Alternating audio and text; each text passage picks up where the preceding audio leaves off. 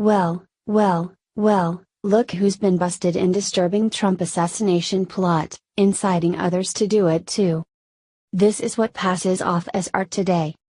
In a contemporary twist on the Shakespeare classic Julius Caesar, which opened May 23 and will run until June 18 at Central Park's Delacorte Theater located at 81 Central Park West, New York 10023.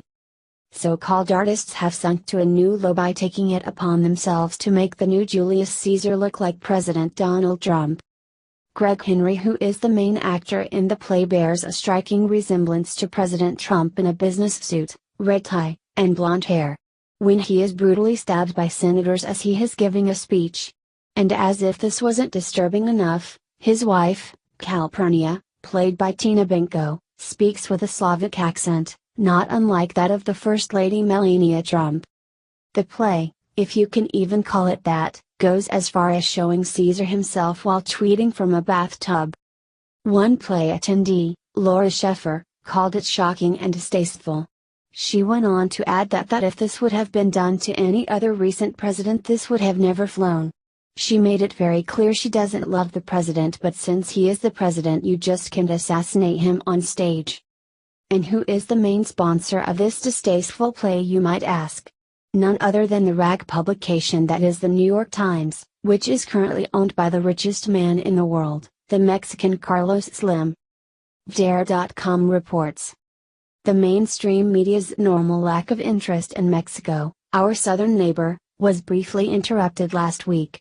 There was a flurry of news reports that Bill Gates has been dethroned as the world's richest man by a fellow with an improbable name, Carlos Slim Helú, the Mexican telephone monopolist.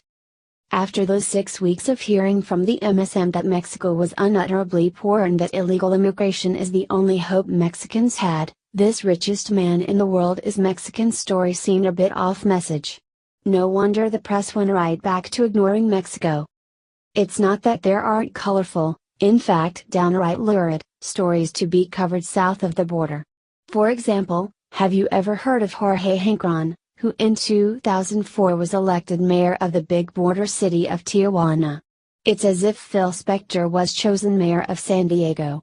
Known to his constituents as Genghis Hank, this demi-billionaire father of 18 children by 4 women has a private zoo holding 20,000 animals in sickening squalor. Tijuana journalists who investigate Hank's doings have a tendency to wind up with bullets in them. His bodyguard was convicted in one of the assassinations. You might think that a hereditary plutocrat's minion murdering a Mexican reporter a few miles across the border would interest American reporters. And they might also find it interesting that Hank's brother had been the primary shareholder in the controversial Laredo National Bank of Texas, whose CEO, Gary G. Jacobs, contributed $85,000 to George W. Bush's 2 campaigns for governor. But you would be wrong. The truth is that the American press tends to find Mexico an awkward combination of comic and depressing. Stir in political correctness about Mexican immigrants, will reporting on Mexico play into the hands of those evil immigration restrictionists? Plus the modern media personalities' tendency to both admire and fear the ultra-rich, with good reason in this case. The Hank family sued the tiny Mexican-American muckraking magazine El for $10 million for covering them, and it's best just to drop that whole subject. Thus there's almost no important American voice calling repeatedly for reform in Mexico. So, who is Carlos Slim? And why does he have $67.8 billion? Slim isn't an out-of-control maniac like Hank. The only scandals clinging to Slim's name are business political, not personal. He embodies the Mexican ruling class at its best. Which still isn't so hot. Although not an innovator, Slim is a competent businessman and manager. He likely would have gotten rich in even the most honest country. He's a bit like baseball slugger Barry Bonds, who was the best baseball player of the 1990s, even though he avoided steroids through the 1998 season. But once Bonds combined his natural gifts with performance-enhancing drugs, he quickly turned into the greatest hitter in history. Similarly, mix Slim's financial skills with Mexico's crony capitalism and you get the richest man in the world. As New York Times correspondent Alan Writing wrote of Mexico in his 1984 bestseller Distant Neighbors, A Portrait of the Mexicans. Public life could be defined as the abuse of power to achieve wealth and the abuse of wealth to achieve power.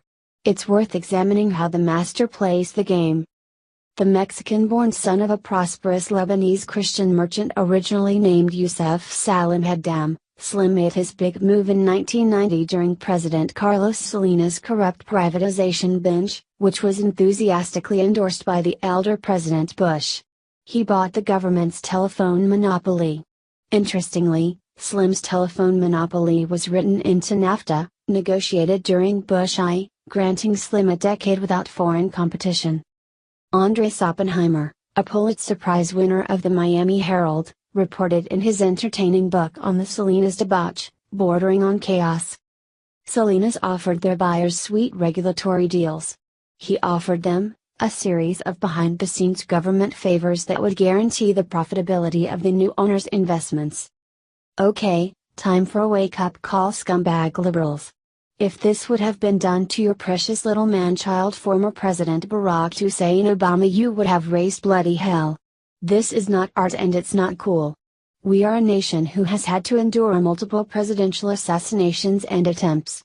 I don't give a flying hash if you don't like the president, deal with it, like people like myself dealt with 8 long and dark years under Barry Soetoro, who was clearly over his head since he had never held a real job in his entire life.